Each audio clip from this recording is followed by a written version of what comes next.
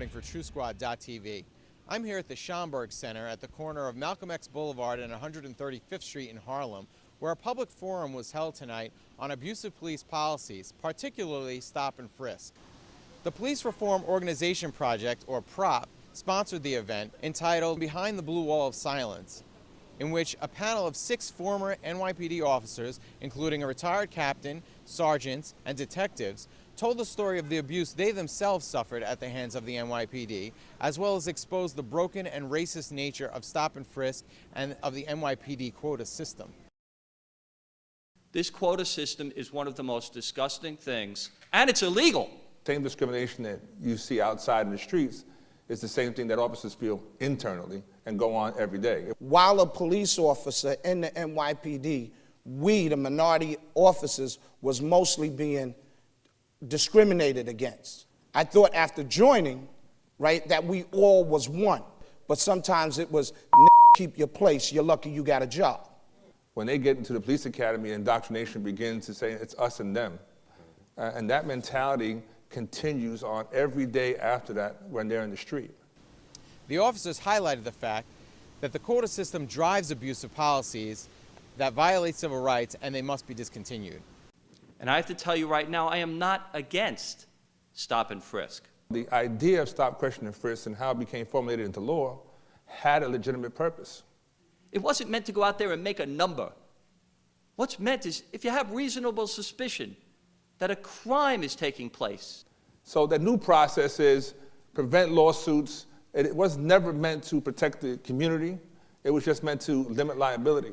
Officers are brought in on a daily basis and questioned about their numbers. But what it has come to today as part of a quota system, don't just stop there.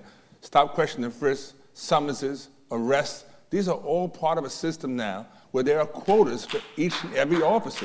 People will not go to the police because the police now have made them so angry. So if you see something, are you going to say something to the guy that just threw you up against the wall? Original policing cops knew who they were here to service the community. They knew the people that were in the community. There was a conversation, a dialogue that took place that allowed an interaction that we could identify the bad guys. This policy, in many ways, is not a problem. It's a solution for making sure that the wrong kind of people don't end up in certain places.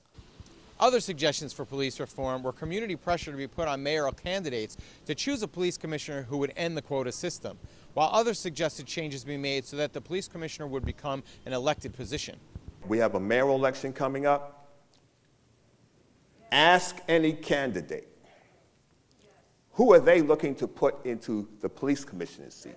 The commissioner should be an elected position because there's no reason why Harlem, which is represented by color, is going through what it should be going through, more or less the Bronx and Brooklyn. And a new police commissioner. One of the reasons we're involved, especially with the ongoing project they have here, is moving people to action. It's not going to work if just all blacks and Hispanics. This is only going to work with a great mosaic. This is a fight that we can win, as long as we're all engaged and we're all involved, and it's all nationalities. Everybody here knows we have to organize politically, and that's the only way we can be effective to transform the police department from a body that's punitive and abusive to the extent that it kills innocent people, to a body that actually serves the community and protects the community. The Police Reform Organization Project's mission is to stop the current wasteful, ineffective, unjust, illegal, and racially biased practices, and to establish an independent agency that would audit NYPD policies and hold the NYPD accountable for their abusive practices, according to PROP Senior Director Robert Ganji.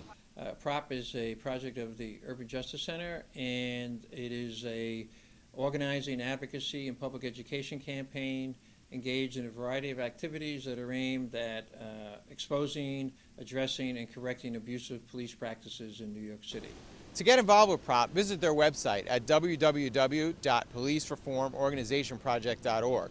To see tonight's From Behind the Blue Wall of Silence presentation in its entirety, you can visit our website at Truthsquad.tv. I'm Danny Panzella, reporting from Harlem for Truthsquad.tv.